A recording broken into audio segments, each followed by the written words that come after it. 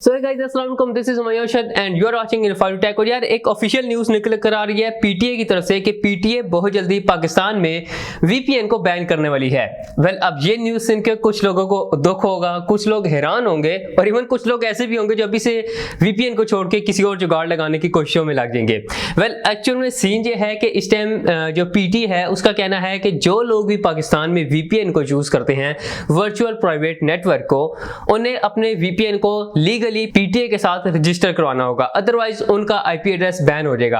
अब सवाल ये पैदा होता है कि वीपीएन है क्या चीज और एक्चुअली में वीपीएन पाकिस्तान में कहां यूज होती है और उसके बाद ये वीपीएन क्यों बैन की जा रही है और इस वीपीएन को बैन करने का पाकिस्तान के ऊपर नुकसान क्या हो सकता है और फायदा क्या हो सकता है, इस चीज को भी डिस्कस कर लेते हैं। तो अगर सबसे पहले देखा जाए कि भाई वीपीएन क्या चीज है, तो यार VPN stands for virtual private network. अब इससे क्या होता है कि जो आपकी रेगुलर आईपी एड्रेस होती है इंटरनेट की, उसे चेंज करके एक किसी और कंट्री का आईपी एड्रेस असाइन कर दिया जाता है आपके नेटवर्क को, जिसकी मदद से आप ऐसी वेबसाइट्स को एक्सेस कर सकते हैं जो मे बी आपके इंटरनेट सर्विस प्रोवाइडर ने बैन की हो, या ऐसी कोई सर्विस जो कि इंटरनेट सर्विस प्रोवाइडर आपको नहीं देना चाह रहा लेकिन किसी और एरिया में वो अनेबल है और आप उस जगह की आईपी एड्रेस अपने एरिया में यूज करके उस सर्विस को एक्सेस कर सकते हैं। इसका एक इजी वे यही है इसे एक्सप्लेन करने का, ऑल्दो डिटेल एक्सप्लेनेशन कोई और है जो ज्यादा टेक्नोलॉजी की तरफ निकल जाती है, उसे साइड पे करते हैं। सवाल ये पैदा होता है कि भाई पाकिस्तान में ये वीपीएन कहां और क्यों यूज होता है। अब सबसे ज्यादा वीपीएन को पाकिस्तान में ब्लॉक्ड वेबसाइट को एक्सेस करने के लिए यूज किया जाता है। ऐसी वेबसाइट जो कि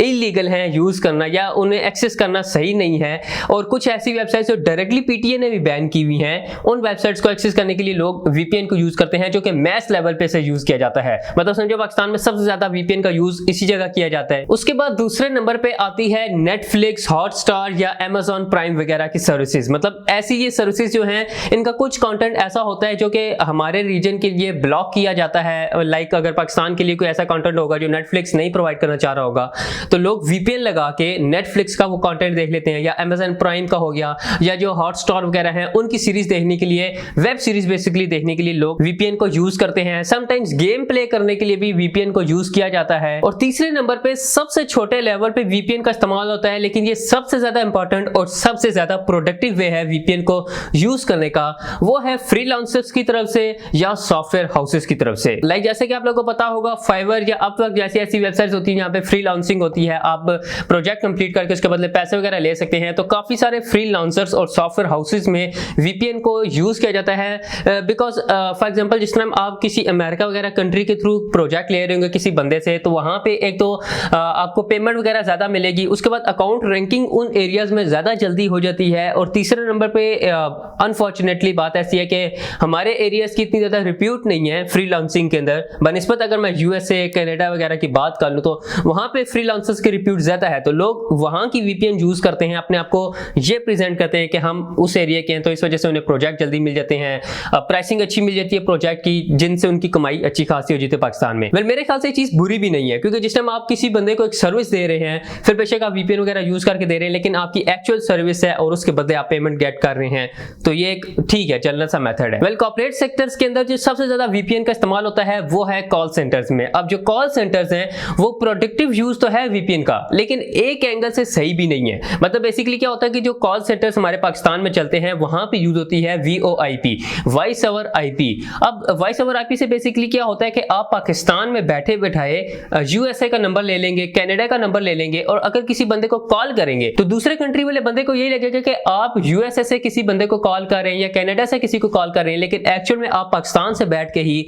अपना नंबर चेंज करके किसी और बंदे को कॉल कर रहे होंगे। तो क्योंकि जो कॉल सेंटर्स वाले होते हैं वो वीओआईपी सर्विस को परचेज कर लेते हैं, तो ऐसा होता है कि कोई ऐसी यूएसए की प्रोडक्ट जिसका कॉल सेंटर यूएसए में होना चाहिए था, और जिस टाइम वो उनका यूजर कॉल सेंटर में कॉल करे तो वो नंबर कॉल यूएसए में लगना चाहिए था, लेकिन वीओआईपी सर्विस के थ्रू वो कॉल डायरेक्टली पाकिस्तान की तरफ शिफ्ट हो जाती है। अब दिखता तो ऐसे ही है यूएसए वाले बंदे को कि मैं यूएसए के अंदर बैठ के किसी बंदे से बात कर रहा हूं, लेकिन वो एक्चुअल में कॉल पाकिस्तान के किसी बंदे को हो रही होगी, और ये सारा सिस्टम आपका कंप्यूटर के थ्रू होता है, सॉफ्टवेयर होते हैं जिसके थ्रू ये सारा सिस्टम होता है, और उसी के अंदर वीपीएन को यूज किया जाता है। तो असल में सारा मसला यहाँ पे नंबर का है कि मतलब जो आपकी इंटरनेट की कॉल होती है उसमें तो कोई इशू नहीं है, ठीक है, पता यार एक बंदे से डायरेक्ट बंदे को कॉल जा रही है, लेकिन जिस टाइम आप इंटरनेट से किसी बंदे के फोन नंबर पे कॉल करते हैं तो वो थोड़ा इशू बन जाता है। मतलब डायरेक्ट कम्युनिकेशन बन जाती है नंबर के ऊपर, जिसकी वजह से यहाँ पे जो पीटीए है वो उसके ऊपर नजर रखना चाहती है और उनकी जितनी भी वीपीएन वगैरह है वो अपने पास रजिस्टर करवाना चाहती है। और इस अपनी वीपीएन को रजिस्टर करवाने के लिए पीटीए की तरफ से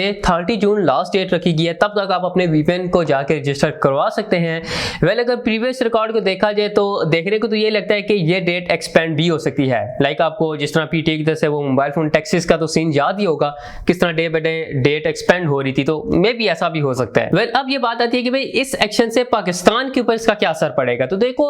देखने को ऐसा लग रहा है कि यार पीटीए की तरफ से ये स्टेप अच्छा तो है, लेकिन ये स्टेप लेवल 8 वाला है जो कि लेवल 1 के ऊपर इंप्लीमेंट किया जा रहा है। मतलब सिंपल सी बात है, पाकिस्तान में ऐसी कंडीशन इस टाइम नहीं है कि आप किसी भी बिजनेस को एकदम से उठ के बंद करना शुरू कर दें या उसकी वेरिफिकेशन वगैरह करवाना शुरू हो जाए। मतलब एक ऐसी कंडीशन चाह रही है कि किसी भी बिजनेस को अगर हल्का सा भी छेड़ेंगे तो उससे मार्केट के ऊपर काफी ज्यादा इंपैक्ट पड़ेगा। ऑलरेडी मतलब यहाँ पे बिजनेस कोलैप्स हो रहे हैं, और अगर ऊपर से आप एक ऐसा और लॉजिक लगाना शुरू हो जाए जिसकी अभी जरूरत नहीं बनती है, तो वो फिर ऑटोमेटिकली आपकी मैशियत को और ज्यादा खराब करेगा। बिन इस टाइम बड़े बड़े सेक्टर्स, बड़े बड़े कॉर्पोरेट्स इस वीपीएन के ऊपर बेस कर रहे हैं, और अगर वो सारे सेक्टर्स वगैरह बंद हो जाते हैं तो बहुत सारे लोग बेरोजगार हो जाएंगे। और पाकिस्तान की इस टाइम ऐसी सिचुएशन है कि इस टाइम नौकरियां तो ऑलरेडी यहाँ पे नहीं मिल रही, इवन लोगों को नौकरी से निकाला जा रहा है जैसी अभी इस टाइम सिचुएशन चल रही है। और ऊपर से जिस टाइम ऐसी कोई सिनेरियो बन जाएगा तो ऑफ कोर्स और बेशुमार लोग बेरोजगार हो जाएंगे। मतलब इससे होगा क्या, इस एक्शन से कुछ परसेंट का फायदा होगा और बहुत ज्यादा परसेंटेज का नुकसान होगा। सो अगर देखा जाए तो स्टेप की तरह बुरा स्टेप भी नहीं है, लेकिन इस टाइम इस स्टेप के ऊपर वर्किंग करने का कोई जवाब नहीं पैदा होता। और दूसरी तरफ से वीपीएन बैन कर देना, आईपी एड्रेस बैन कर देना, या इंटरनेट की एक्टिविटीज के ऊपर आपके ऊपर नजर रखना, तो ये एक किस्म का फ्रीडम ऑफ स्पीच के ऊपर भी सवाल पैदा हो जाता है। अब देखते हैं कि यहाँ पे पीटीए किस तरह से इस चीज को एनालाइज करेगी कि कौन सा एक बंदा घर बैठ के, एक लड़का यहाँ पे सर्विसेज एक्सेस करने के लिए वीपीएन को यूज कर रहा है, और कौन सा एक कॉर्पोरेट सेक्टर के अंदर वीओआईपी को यूज करने के लिए कर रहा है। अब आई डोंट नो ये किस तरह से इसके ऊपर वर्किंग करेंगे। खैर एक और बात निकल कर आती है कि आप लोगों ने कहावत सुनी होगी कि पाकिस्तान टेक्नोलॉजी के अंदर अंग्रेजों से तकरीबन 100 साल पीछे है।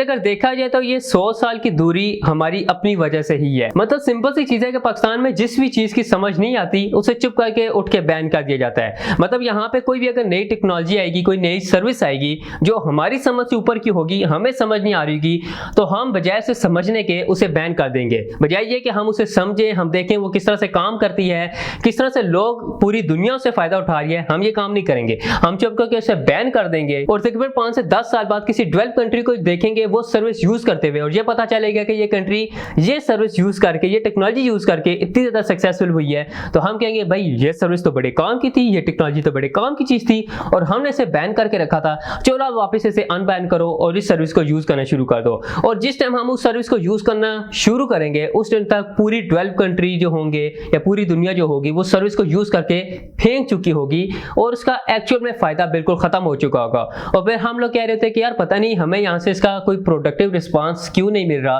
तो रिस्पांस क्यों मिलेगा जब आज से 5-10 साल पहले बाकी पूरी दुनिया उसका फायदा उठा चुकी है। जिस टाइम हम इस सर्विस को अनबैन कर रहे होंगे तो उस टाइम दुनिया किसी और सर्विस को यूज कर रही होगी और वो सर्विस ऑलरेडी हमने अपनी बैन लिस्ट में डाल रखी होगी। ऐसे जिस तरह रिसेंटली आपको पता होगा ब्लॉकचेन, बिटकॉइन वगैरह ये क्रिप्टो करेंसी टेक्नोलॉजी को पाकिस्तान में बैन किया गया है, जबकि एक्चुअल में डेवलप कंट्रीज या दुनिया में बाकी कंट्रीज इस चीज को लीगली अपने कंट्री के अंदर यूज कर रही है। क्रिप्टो करेंसी को लीगलाइज करा दिया गया है, एटीएम मशीन उनकी चल रही है उन कंट्रीज में, लेकिन पाकिस्तान में ना तो इसे समझना है, ना ब्लॉकचेन के ऊपर काम करना है और ना इसे लीगलाइज कराना है। आई डोंट नो कि चीज किस तरह से पाकिस्तान में टेक्नोलॉजी के नाम पे काम करती है। मतलब इस चीज को समझना बहुत जरूरी है कि भाई हर चीज का हल बैन कर देना नहीं होता, बल्कि उसे समझना भी समटाइम जरूरी होता है। इस टाइम अगर देखा जाए ना तो टेक्नोलॉजी एक ऐसी फील्ड है मेरे ख्याल से जिसके अंदर पूरी दुनिया बराबर हो सकती है। मतलब हम लोग पाकिस्तान एज अ नेशन अगर टेक्नोलॉजी के अंदर एक्सपर्ट होना शुरू हो जाए तो इस टाइम पूरी दुनिया के साथ मिलके हम एक एडवांस कंट्री बन सकते हैं। लेकिन अनफॉर्चुनेटली जो भी नई टेक्नोलॉजी होती है उससे पहले बैन किया जाता है और उसके कई सालों बाद उसे अनबैन किया जाता है, जिसका कोई प्रोडक्टिव रिस्पांस उस टाइम एटलीस्ट नहीं मिलता हमें। और अगर देखा जाए तो पाकिस्तान में काफी सारी नई टेक्नोलॉजी को बैन करके हम खुद नई नई अपॉर्चुनिटीज का गला घोंट देते हैं। अगर अभी देखा जाए तो वीपीएन को बैन करने से नुकसान क्या होगा पाकिस्तान में कि जितने भी आपके सॉफ्टवेयर हाउसेज वगैरह हैं जो फ्रीलांसर्स हैं उनका काम बंद हो जाएगा। और फ्रीलांसर्स वो बोले जो अपनी मेहनत करके प्रोजेक्ट्स वगैरह क्लियर करके पैसे वगैरह कमा रहे हैं इंटरनेट से, एक जदीद ज़माने के साथ जुड़ने की कोशिश कर रहे हैं, तो उनका दुकान वगैरह बंद हो जाएगी और उनके घर पैसे आना बंद हो जाएगी और उनकी वजह से कितने सारे खानदानों को नुकसान होगा। खैर पता नहीं किस तरह से चीज़ आगे काम करेगी। और ये कुछ पर्सनल मेरी थॉट्स थी जो मैंने कहा कि यार आप लोगों के साथ शेयर करना जरूरी है। ऑल दो अब पीटीए किस तरह से इसके ऊपर अमल करती है, किन किन कॉर्पोरेट सेक्टर्स को बंद करती है और किस तरह से वीपीएन को रजिस्टर वगैरह करवाती है, वो आगे चल के पता चल जाएगा। अभी तक तो जस्ट एक पिक्चर के फॉर्म में न्यूज़ निकल कर आ रही है। ऑल दो इसकी ऑफिशियल लिंक आपको मैं नीचे डिस्क्रिप्शन में दे दूंगा, पीटीए की अपनी वेबसाइट की, जाके खुद भी चेक कर सकते हैं। वेल मेरी तो यही राय है कि इस टाइम ऐसी सिचुएशन के ऊपर इस चीज़ के ऊपर काम करने का कोई जुहाज नहीं पैदा होता।